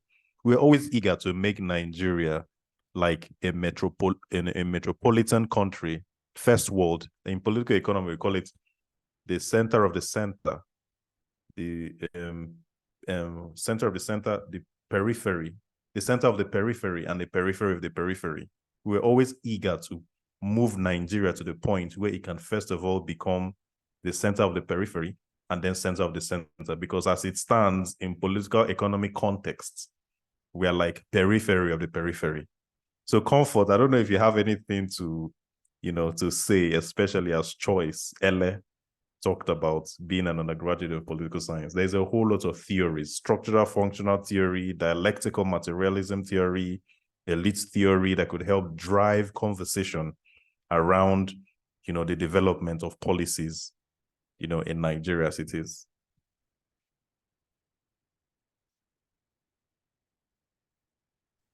Hello, good Comfort, evening. or are you drinking juice? Are you drinking watermelon juice? Oh my God. I think I should speak after the judges. Eben, what do you think? If they're ready now, so that we don't keep them waiting. Yeah, no, Comfort can speak after the judges. I can see Damilola's hand is up, so maybe we can just take Damilola's hand and then hear from the judges, and then the policy shapers team will speak briefly for okay. minutes before we close. Yes. So thank you so much, Val. Damilola Obadon. Good evening, everyone. I'm Dami. I'm also an undergraduate in political science, and I'm really grateful for this opportunity. It was such a very exciting one, though we didn't make it to the final, but we learned a lot. I saw policy shapers on Instagram, because I was scrolling through Instagram, then I saw it. I think from School of Politics and Governance, I think they had something together. Then from there, I moved to Policy Shapers and I watched some of their Saturday policy classes, and it was really, educating. And like Choice said, we don't get to do this in school. They mostly teach us the theory aspect. We don't get to practicalize it. And as a matter of fact, my coursemate and I, we've been trying to, find ways to make sure like the things we learn in school, we get to practicalize it. We don't even know how to go about it, but I'm really grateful. Like, I legit had to drag my coursemate and I. We formed a team to participate in this competition. Though we didn't make it to the final, but we learned a lot. And we are very, very grateful for this opportunity. Thank you. Thank you so much, Damilola Obadon.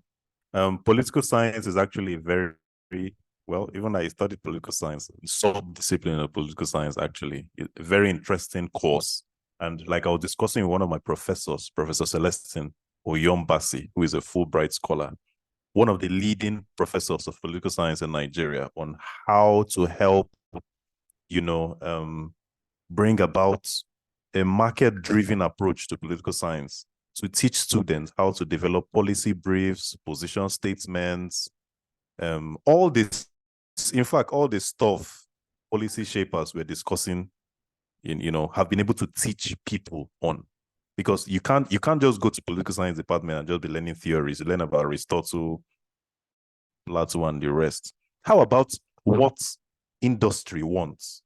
I work in a top INGO. I'm the National Policy and Advocacy Coordinator of one of the leading INGOs in the world, as a matter of fact. And my brief deals on how to develop evidence-based documents, which has to do with policy briefs, position statements. Sometimes I even have to consult some policy shapers members, like Comfort, for instance, to develop these documents to send to stakeholders such as governments and other stakeholders. So political science is not just it doesn't just have to deal with theories and write book reviews and that alone. How about the market aspect? What does the industry want? You graduate and then you want to get a job in an INGO or the UN, and they want to see that you have certain skills like the development of briefs.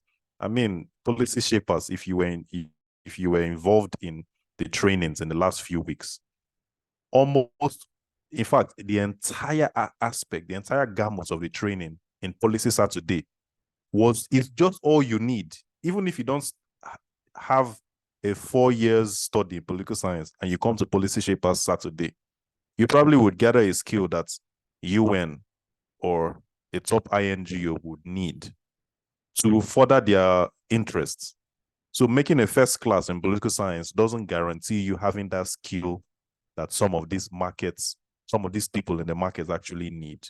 So I think you should link up with people like Comfort, for instance, Ebenezer, and all of those guys who have taught us within the last few weeks in the Policy Saturday classes. Link up with them and gather real skills. These are the real skills.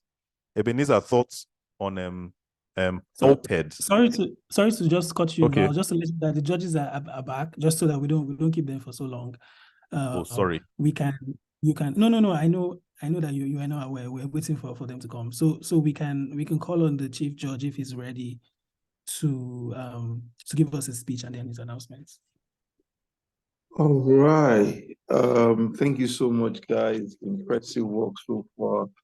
Say anytime I'm part of this session, apologies if you hear some background and noise background. I mean, Ebenezer didn't give me this job. Didn't expect that I'll be the only judge in my house. So we are like 3 or 4 of us doing this judging together. Yeah. I would just say that impressive work. I mean, I've always been impressed by this, and I would say I'm more impressed this year with the quality of the presentation and the third leading to these top teams. So it's really, really been impressive. But I would go over the 5 teams and I'll give my feedback and the feeling of the judges about what they thought about all of this. First of all is to acknowledge Next, the first team that presented.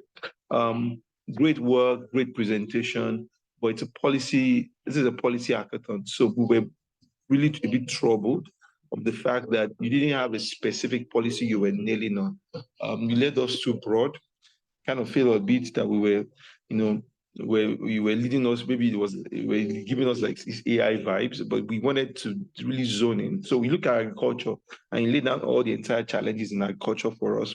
Whereas in the policy intervention, we were looking at the specific issue, like if it was mechanization, if it was seed science, it was an agricultural loan scheme, something that is much more specific and much more clear in that way. So I think that's the major feedback into that team, a little bit of clarity around what is the specific policy intervention you're driving at. I like the fact that there's also a bit of challenge and balance. You stayed long on the problem, which was good. So you didn't have a lot of time to expand on your recommendations and conclusion, but you still finally came good time management, but it could have been much better that you compress the time of the problem statements and the backgrounds much more. The second group, policy pioneers. Yep. Student loan. That was the first presentation on student loan that we have. Brilliant work, brilliant presentation. It could have been much more better. And I think where the judges still find challenges were around the sequence of presentation. Felt like you could do much more improved work with your sequence. Felt like the presentation could be more controlled, could be more smooth. And also the fact that you did not stay within time limit was also a big problem in its way. So the communication of the problem also was a bit of a challenge because you were clear about this was about the student to plane, but you wanted to be more smooth to say, this is the problem, this is how we solve the issue, and managing your time within that space. On Team XR Vision, I think I gave my feedback, which also fitted into what other people said. And I think it's clear about the fact that I like the idea. I like being futuristic. I like the fact that we onboard new emerging technologies on issues, but I think the team felt you didn't put a policy bend to it. You didn't put a policy act to it. I mean, to say all these old XR conversation, what's the policy framework that you're laying to? And I also make me see a different angle that this could not just be a public policy act. It can even be a corporate policy act. So even if you wanted to make this about governments, about organizations, it was fine. But you laid it out like you were giving us like a marketing, pitch, and which was really fine by itself. You gave us a nice demo. Where's the policy pen so that we can fit into the core focus of the whole program itself. Team Lithium. Team Lithium was good. A little bit more of the background would have been much more greater. A little bit more referencing to other countries would have been much greater. I like the fact that you did a survey, but it was just like too much information. You couldn't give us everything. And I find that you still kept on time. But more important is that referencing was really, really necessary to look at where are other people saying, where is this all happening? And I think this is what I see across board everybody. One of the key things we were supposed to score on was on reference. So I was not seeing a lot of reference to say, side is in Togo, this is how it works in the US, how it works in Canada, Japan, okay, Ghana. And this is what we think are the imperative for this whole student loan. I think you localized it, but just to be able to put it in wider context was critical. But the presentation was smooth. I like the play across board. The last team is the team green. So on team green, that was really excellent. Also good. Initial glitches, technical challenges, but I'm happy that you were able to scale through all that. And I think it was much more that you didn't expound effectively on the problems. You know, we're in the times where climate change and all of that is big. I like the fact that you narrowed down, we're connecting the nexus between youth and climate change act, and how you could be much more effective in this. And some of your policy recommendations around young people were effective, but I think more of what it's supposed to be was to be more clear about what exactly is the background to all of this. The climate change act needed a bit of, I've spent like a minute and a half extra on that, so that we can understand that you know the problem you're trying to talk about before you now start laying the policy intervention about what the act could do differently and what the difference it could all make. I think that balance is what you did in your strike. So I think those are the feedback. I don't know if any of the judges have more to give, but those are the feedback that we were able to come to as function. Anybody wants to say anything from the judges' perspective? I don't think so. All right. So Ebenezer, do I have your permission to talk about the winners, or do I give that back to you? Yeah. Go ahead, sir. Go ahead, sir. All right. Cool. So I would just maybe people do the first three, but let's start. Let's just give everybody their grades. So we start from the last but not the least. Or maybe I confuse you a little bit. Let's start from the team with the fourth position. But I'll just keep flipping it around until we find out when we get to the first guy. Fourth position, Norwich Next. Great work, great effectiveness, and I think I've mentioned what they needed to do differently around the agricultural, more specificity on policy. Third position, that's Team Green. So Team Green came third. Like I said, so Team Green, excellent work, challenges on the beginning, but I think you laid down that you were looking at the nexus of climate change and youth. So came third with 330, Nourishness at 316. The fifth position, number 5, fifth is Team XR Vision. Like we said, we didn't see the policy then. It's finished. Give me a minute, please. Team XR Vision, 288 came fifth. So we're left with first and second. So I'll just announce the winner. So the winner actually is Team Lithium, which makes Policy Pioneers the second. I think the Team Lithium, the consensus was wide, clear from the entire judges at 398, Policy Pioneers at 339. And it was clear that they had surveys, they had a presentation, they had clarity about their mission, and they were clear about recommendations. So that is it. Team Lithium, Policy Pioneers, Team... Lead me to my destiny. I have waited patiently. I have vision, oh I believe. I can count on me. So stand up for the champions, for the champions. Stand up, stand up, stand up for the champions, for the champions. Stand up for the champions.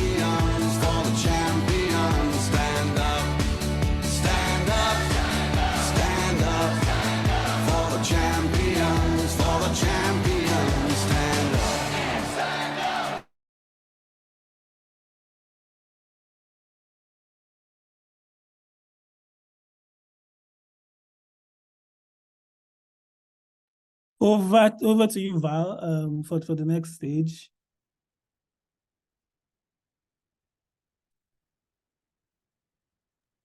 Congratulations to Team Lithium. Congratulations. Super congrats to you guys. Like, honestly speaking, if you guys didn't win, my wife probably wouldn't have sent me food today because she was actually vouching for you guys. I just had to chip that in. Congratulations, you guys, Team Lithium. You guys nailed it.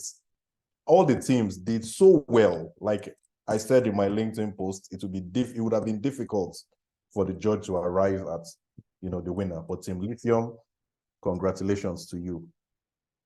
Coming at first position with 398 points. So at this juncture, the policy shapers team would give a final announcement and information for the entire participants here today. Congrats, Team Lithium. Thank you so much, Val. And these guys just help us give a round of applause to Val for such wonderful moderation. Thanks a lot, Val. We really appreciate your skill, expertise, and your presence in the Thank you, sir. Thank you so much, Val. So we're not going to keep our judges for so long. I'll just call on the policy shapers team members to just speak for like 1 minute each. I mean, we've all been working. We haven't slept for, I don't know, a couple of days, just staying up and trying to ensure that this program comes to a wonderful end. And we're so glad to see that, everything has come to an end, and, everybody's happy, and all of the teams have been able to benefit from this. So I'll just call on them one by one. I'll start with Chimdi. Chimdi is in the US. Chimdi, can you hear us? I can. Yes, I can. Okay. Go on, Chimdi. Okay. Sorry, let me just wear my glasses and turn on my camera. Yes. So thank you, everyone. I was just telling our team internally that I appreciate the quality of, participants we had during this competition. I think for me, that was the most exciting and important aspect of the competition. Like the ideas that you guys brought for the work, it was really inspiring to see. I want to give a special shout out to Team XR Vision. I just loved, how innovative your idea was, and I think the judges also made some recommendations of how you could, tie that idea and make it more policy relevant. But aside that, there was a reason why the top 5 were top 5, because you guys were the top 5 best. So everyone, all of you are winners, and we'll announce several avenues that we intend to keep everyone engaged beyond today. Over the next 11 months, 12 months, we'll be launching out several initiatives aimed at, fine-tuning your ideas, sharpening your skills, and giving you more opportunities to, show forth your skills to the world. But again, thank you so much for being part of this, and well done. Thank you. Thank you. Also, thank you so much. Yes, thank you to our judges. Yes. We appreciate you. Thanks a lot, our judges. We really appreciate your time. I'll call on just to move quickly across the team. Comfort, do you want to speak next? After Comfort, Terry. If Toby is here as well, Toby can speak, and then we'll be done. Comfort, over to you. Yeah, good evening, everyone. Nice to see you all again. Hi, Amara. Well done to all the participants, and well done to the judges. I mean, I can imagine how tough it was, judging the whole the top 5, right? Assessing them, because we had to also on our own end, select this top 5. We had a lot of back and forth doing that. And to the participants, remember this morning, I told you guys that your eyes should be on the go, especially for people who missed out on certain things. And one of the things the policy hackathon exercise did, I kept emphasizing that, was that it brought out the African mother in me. It was quite an exciting experience. Like Val rightly said, I remember during my undergraduate studies as a political science student back then, I looked forward to, influencing policy, and we started this on campus in the little capacity that we had and the opportunity that we had. So, this is just the beginning, right? I'm excited about the feedback that we got from the participants. And of course, we will take it beyond this. I know that some of them had reached out earlier to say, hey guys, we had expectation after the first one. The truth is it will continue to get better. And I'm also thankful to all the team members. It hasn't been easy. No one has really slept well. We all have our 9 to 5, but then we are still committed to doing this. I would, my final word would be the famous quote of Frantz Fanon that says, every generation must out of relative obscurity discover its mission, fulfill it or betray it. I'm excited to see this generation of young people who have discovered their mission and on the path to fulfilling it. I wish you all the best. Even beyond this, congratulations to you all. You're all winners. And my joy is that you have learned so much skill from this session, and we would be, announcing the next step after other team members speak. Thank you. Sorry, just to expose Comfort a little, that she learned that quote from 100 level political science from Professor Bassey's class. Thank you, Ebenezer. Over. Thank you so much, Val, for exposing Comfort. Over to you, Terry. All right. Good evening, everybody. Thank you very, very much.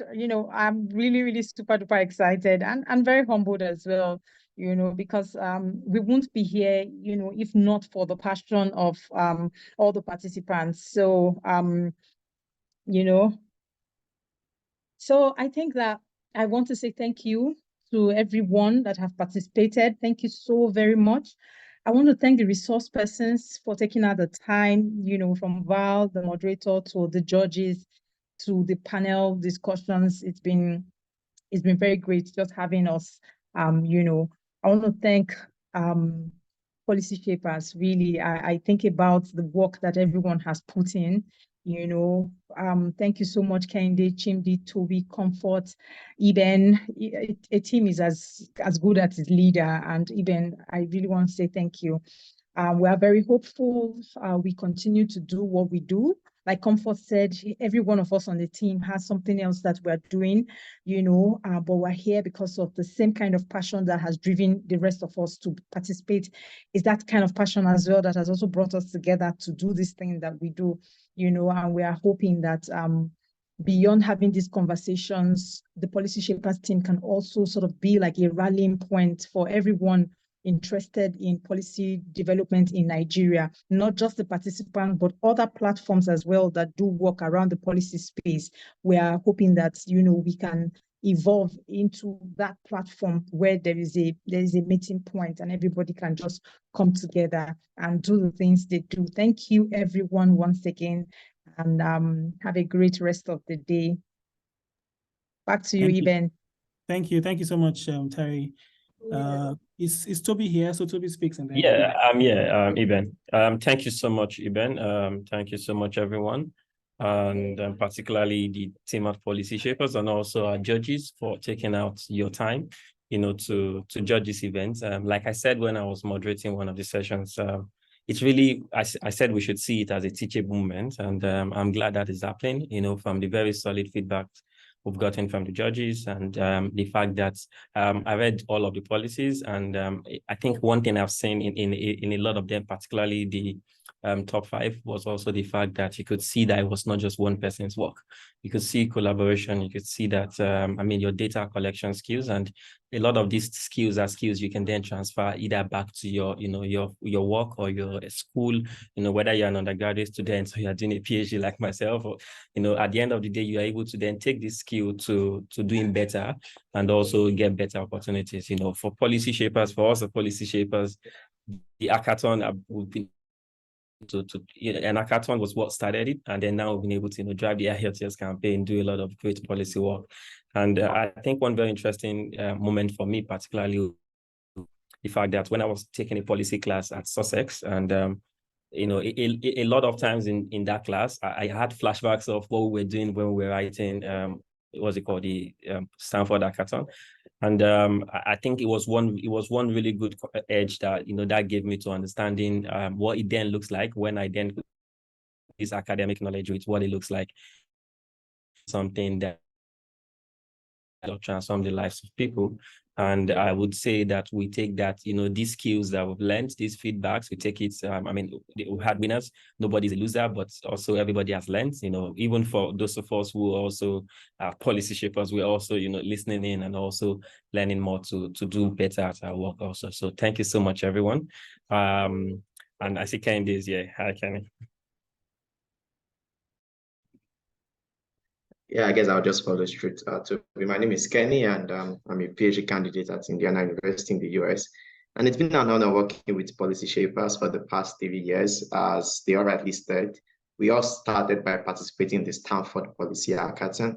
And it was good, and we're like, we should replicate this in Nigeria. And to see that this is the second edition with over 400 participants, it's, at least for me, mind-blowing. I think one of the things I alluded to in the opening ceremony was that, it's fascinating to see that there's a platform where you can learn and also impact. You rarely see an avenue where these two things go hand in hand and also simultaneously.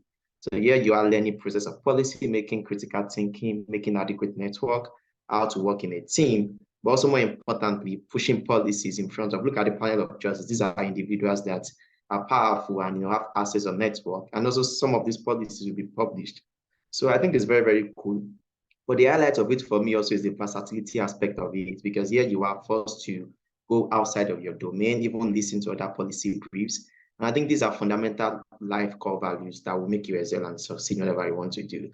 We hope that you engage with us. We have so many fantastic activities coming down in the future, some of which should be announced. And it's been an honor. Thank you all for your participation.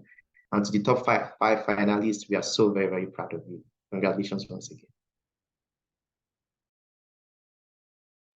Thank you so much, Kenny, and thank you so much, everyone. I mean, I gave the team to speak first because there's nothing else for me to say. They have basically said it all.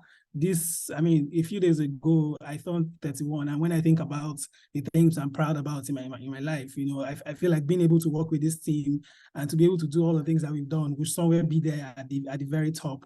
And I think it's because of people like you, because if you organize it and nobody comes, it wouldn't make any sense. But because of people like you, people in the community, people like Val, who would happily come to support us without, we're not paying him yet. We hope that in the future we'll get enough money to be able to pay people like Val for their skills. But just having people come around when we organize these things, whether it's a Policy Saturday class or when we ask for town hall meetings, for the Reform IELTS campaign, whatever it is that we do, people always come around. I think that keeps us going, and that would definitely keep us going. We've shown you the roadmap. This is not the end, even though this is the last session for this year's hackathon. This is not the end. We'll continue to engage you. The winners, you get your prizes in this coming week, and eventually we'll discuss ways to come up with a strategic plan to move your ideas from an idea phase to an implementation phase. So we've taken so much time, but I just want to say thank you once more, everybody. This was an amazing weekend. I'm never going to forget this weekend in a very, very long time. Let us continue to do the great work that's brought us here. And most especially, let's continue to engage our peers and teach them how to engage government policy from a place of understanding. Let's continue to promote research, promote understanding, and by God's grace, by the efforts of everybody, I hope and I pray that we'll see the country that we all love to see and the Nigeria that we all dream and pray for. Thank you again. And I think at this point, we have come to the end of Naija Policy Hack 2023.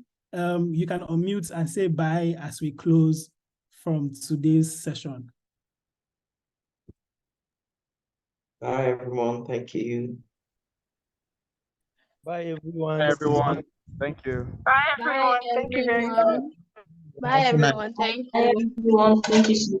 Bye. It's nice learning. Thank you, everyone. Thank you. Thank you so much for joining.